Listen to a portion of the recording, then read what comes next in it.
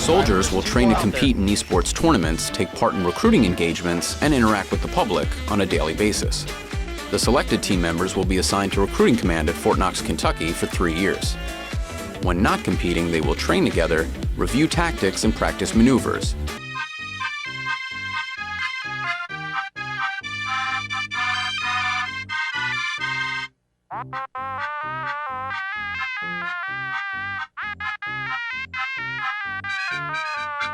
Hi, I'm Staff Sergeant Murray. I'm with the Army National Guard. Here are my highlights from Gamescom. Pretty excited. We have light at the end of the tunnel. World of Warcraft's newest expansion, Shadowlands, hits October 27th. Got the goosebumps for the animated short Afterlives during Gamescom. I'm pretty excited, but that's just my highlights. Find me and the rest of the Army National Guard gamers on Twitch. When I did my IDF TikTok catgirl videos, at the start I mentioned about the US Army's own recruitment in things like video games, particularly esports and making esports teams.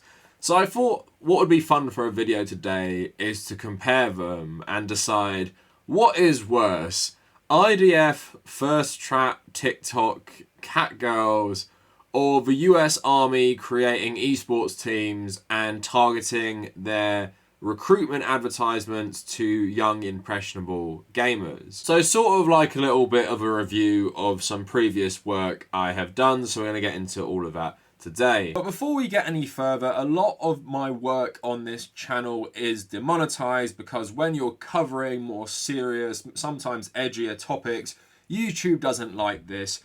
So if you've ever enjoyed my work, please consider becoming a patron. And you don't have to pledge a crazy amount. I want to build up my Patreon based on as many people as possible, pledging little amounts like $1 or $2. So if you feel like I have ever brought anything that's worthwhile into your life and my content, please really consider becoming a patron to help me continue to do this regardless of if YouTube monetize or not most of my videos in a given month. Also, if you want to join our communities, come check out our Discord and my subreddit. Those links in the description. And if you want to follow me personally, please check out the Kavernacle at Twitter, at Instagram, and also my personal Reddit where you can keep up to date with all my content and what I'm doing. Thanks so much for the 35k. I still haven't bought a chocolate orange. I actually had to film this video a day early and I'm going to go to the shops to get one tomorrow. Again, I'm still taking suggestions for how I should arrange it. I will say to people, I can't stick 2 at the bottom and then put 3 on top of that. It just won't work that way. A lot of people suggested that way. Also, if you want to keep up my streams, the Kavernacle Extra is where I archive all my stream content and I live stream usually on a normal week, Tuesday and Thursday after midnight my time. So because we've covered catgirls in the IDF more recently, I'm going to leave that for the second part of the video. But today I want to take another look at US Army esports. Now the US Army has always been involved in entertainment. When I made my video about the hysteria around Chinese video games, I spoke about how the Pentagon actually, I think, had a department to read scripts for films that they were helping with to make sure that the filmmakers got the US Army depicted accurately. And famously, the US Army hasn't helped with a lot of films that either are critical of US wars or don't show the Army in a good light. For example, they helped a lot with things like Top Gun, but they didn't help at all with films like Platoon or Apocalypse Now, but they had to use things like the Filipino Army, who often used old US equipment from the Vietnam era, so they had like the Huey helicopters and stuff. But the US Army usually only helps you if they can use your film for propaganda, and of course Top Gun is one of the biggest examples of the military's propaganda working, the Navy in this respect, but apparently after the film there was a massive spike in new recruits for the Navy. Now the US Army being involved in video games is also nothing new. You had things like America's Army, and you also had the US military involved in a lot of other games. And then even if the US military aren't involved directly, you have video games that condition you to view the world through, I guess, the lens of the US, and the US being the good guys. I've made videos about how Call of Duty often depicts Russians or Arabs or Asians, and historical games like the original Black Ops give you a very sanitized version of US history in wars like Vietnam to make the US seem like they are the good guys. So it's fair to say the US military has been exploiting, either directly or indirectly, video games for years, basically, the last 2 decades. But the esports thing, I think, is a bit more sinister. And you guys will see why I'm putting it on the level of like IDF TikTok, is because it basically makes the US Army seem like a place where you can go and just make a career in video games. Now, there was lots of drama around this starting last year, about nearly a whole year ago now.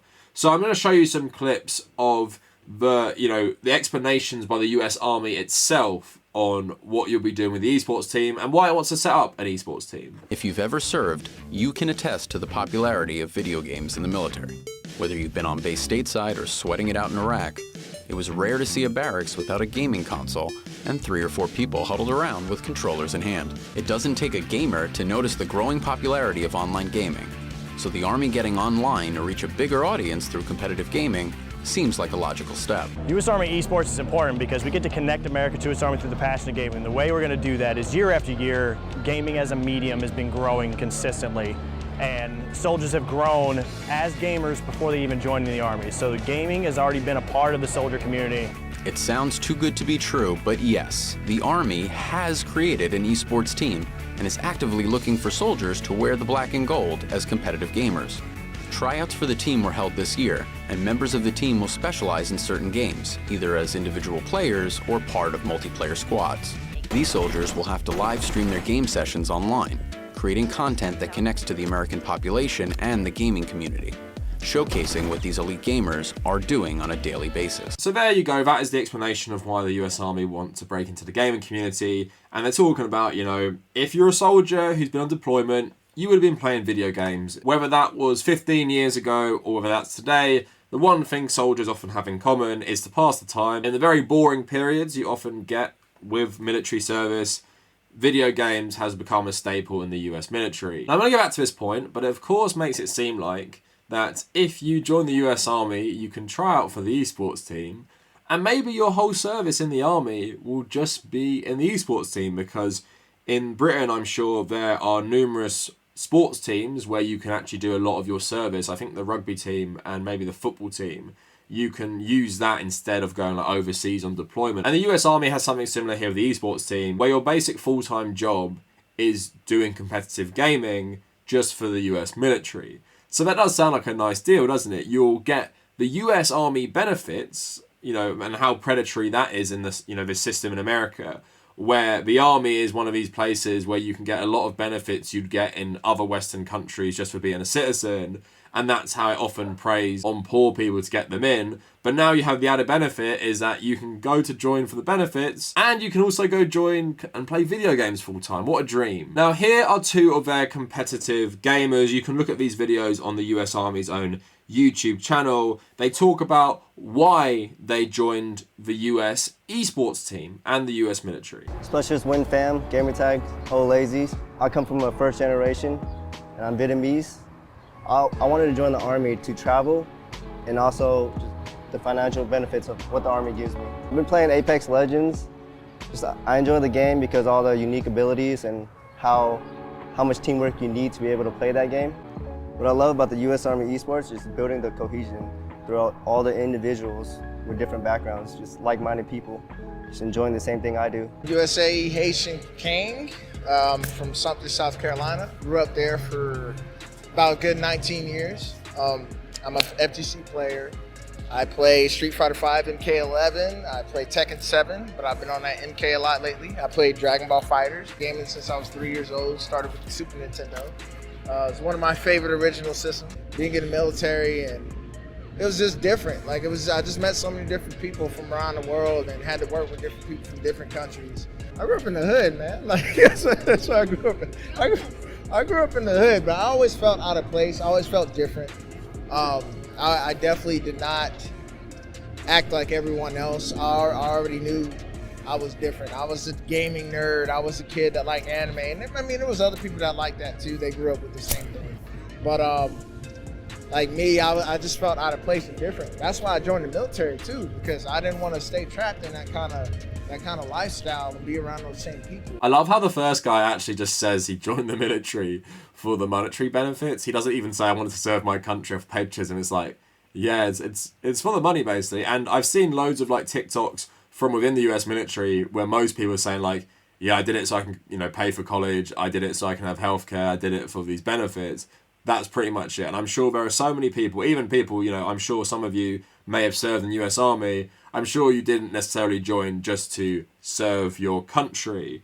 Now, with the Haitian King guy, the Twitch streamer, what he says there is something the US Army probably really likes. He's talking about, being a bit of a nerd, being a guy who maybe liked something that wasn't as common in his community, and that's kind of why I wanted to join the army. Now, what is left out and what I couldn't find is, do these guys have like a service record which includes like foreign wars?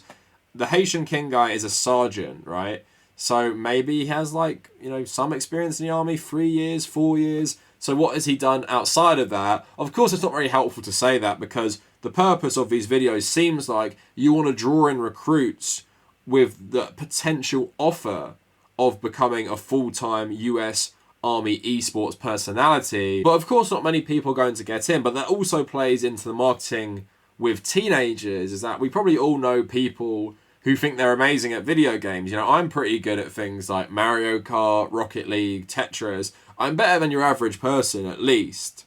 But maybe if I was a teenager, I might be a bit delusional, thinking I'm so good. I could be competitive. I could be a competitive Tetris player or Rocket League.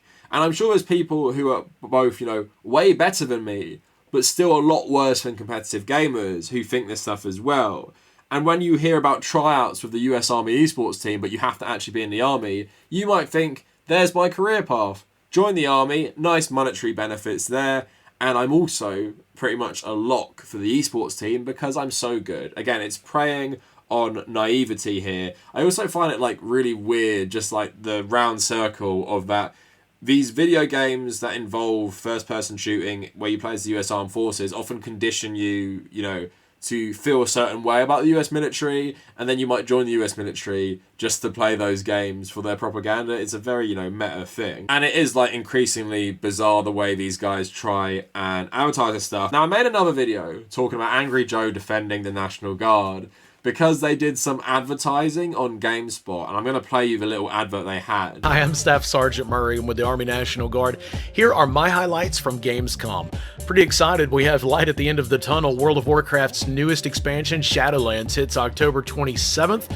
Got the goosebumps for the animated short Afterlives during Gamescom. Did you see Uther and Arthas? It's not vengeance, it's justice. I got pretty pumped up over that. I've just got to figure out if I'll be trash on my rogue or trash on my hunter for Shadowlands. Either way, for the Horde. We got to see more gameplay footage of Star Wars Squadrons. We saw the Imperial mission behind enemy lines. I'm looking forward to playing this in VR on my Oculus Rift S.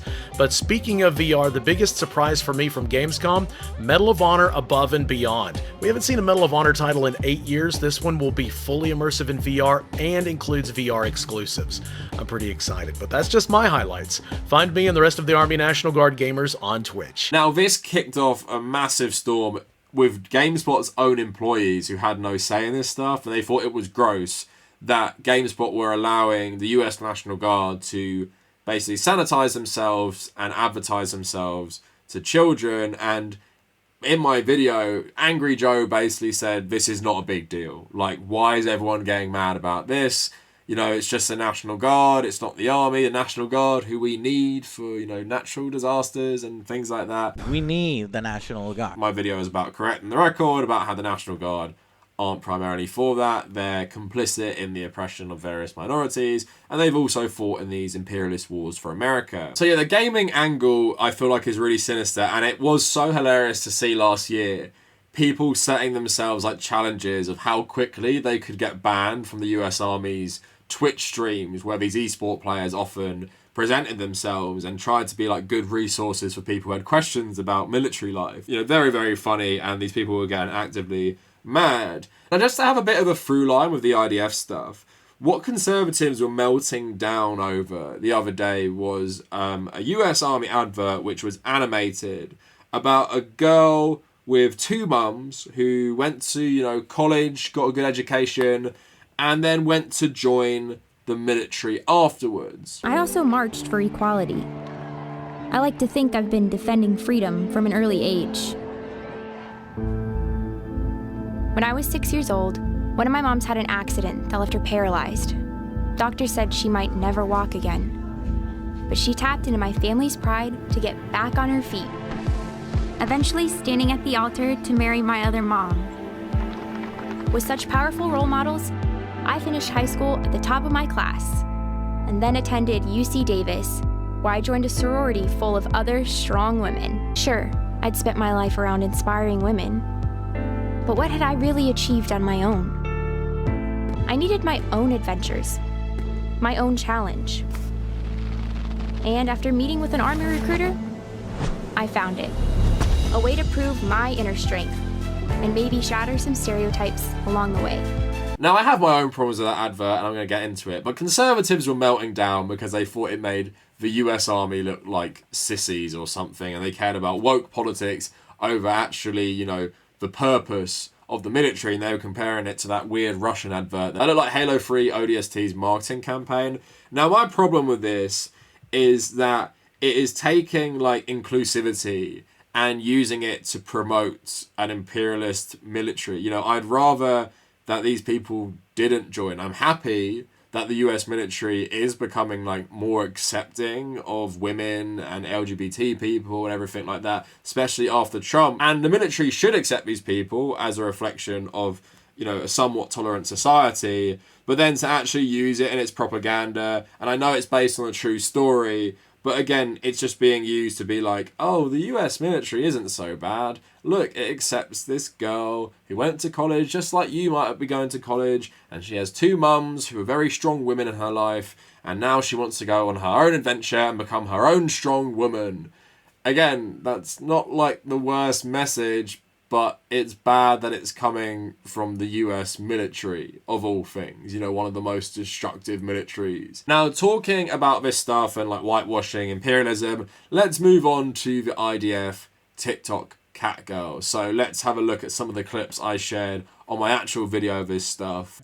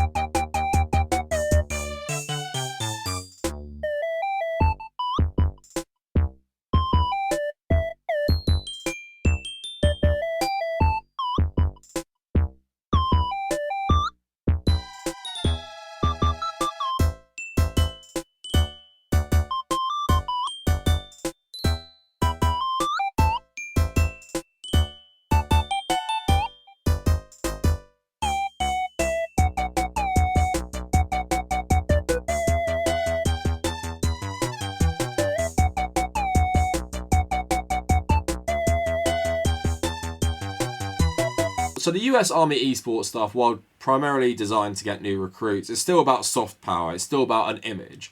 And this is something the IDF care about a lot, because Israel's image, which Israel often presents on the world stage, is we are this, you know, democracy, and we are for equality, and we're in the middle of all these hostile Arab or Muslim nations where women do not have the same rights as they enjoy in Israel, or LGBT people do not have the same rights as they enjoy in Israel. And of course, in none of these countries, apart from some Kurd militias, women do not serve in the armed forces. And women do make up a serious part of the Israeli armed forces, and they even serve in major combat roles. Most of them don't, but a lot of them still do.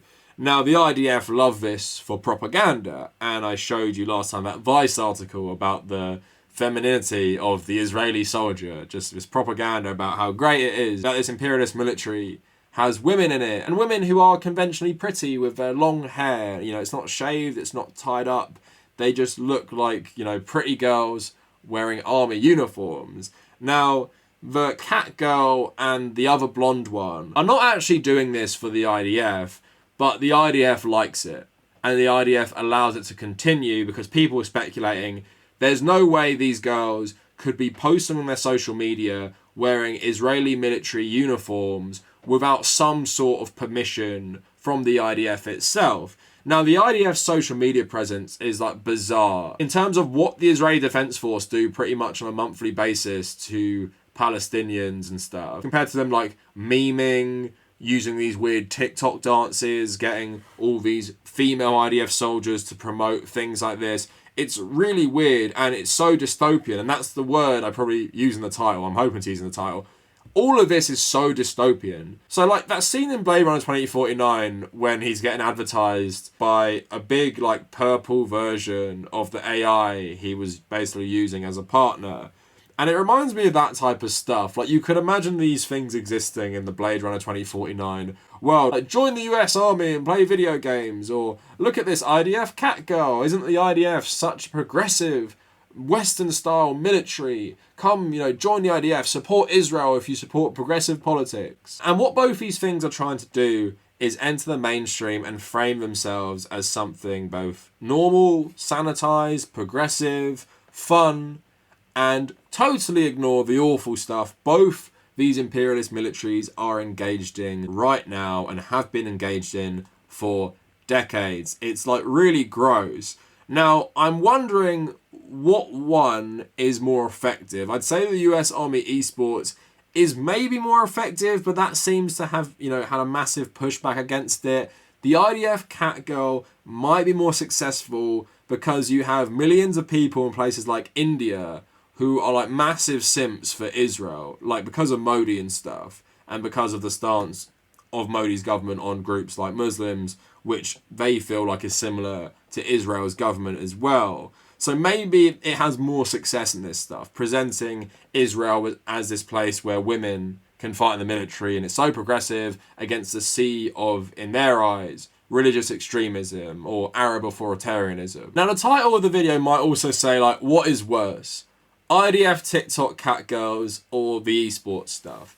Now, I don't know what is worse. One is way more bizarre and more like new, but I think the US Army's relationship with entertainment, and let's just say video games for this argument, is a bit more sinister and a bit more effective. I'm like a massive gamer, but there's no denying that if you're playing military shooters a lot, you're going to be accustomed to US military, their weapons, their lingo, and also subconsciously going to be a bit conditioned to their political views in terms of like their worldview and who the good guys in the world are and how much you can justify foreign intervention based on this stuff.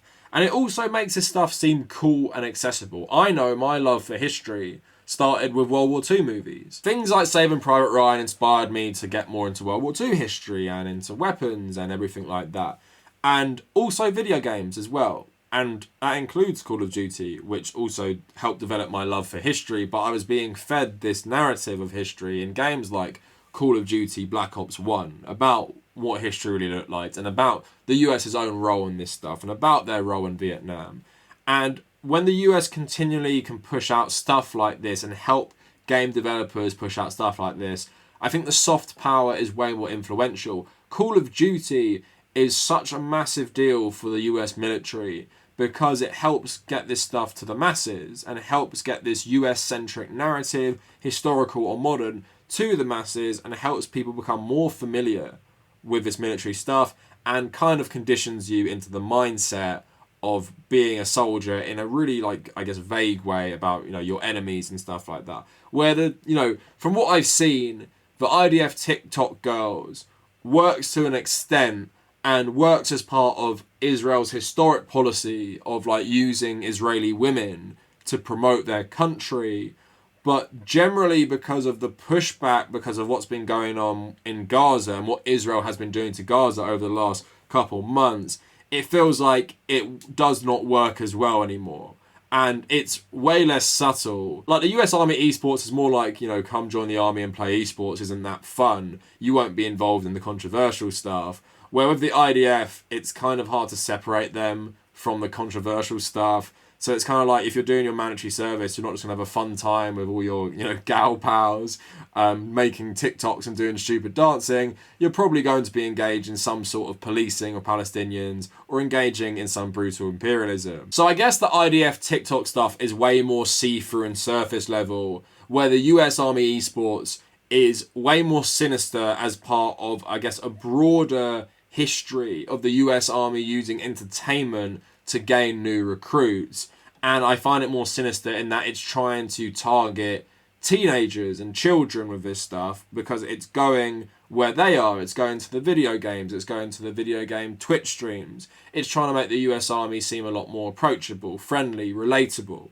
And I think it probably works a lot better than some ridiculous influencers who are doing their mandatory service while promoting Israel's agenda and doing stupid TikTok dances. Anyway, let me know what you guys think down in the comments. What do you think is worse? If you want to follow me on social media at the Kavernacle on Twitter and Instagram, come join our communities on Discord and Reddit. And if you want to, you know, support the channel, check out my Patreon as well. And if you made it this far, thank you all for watching.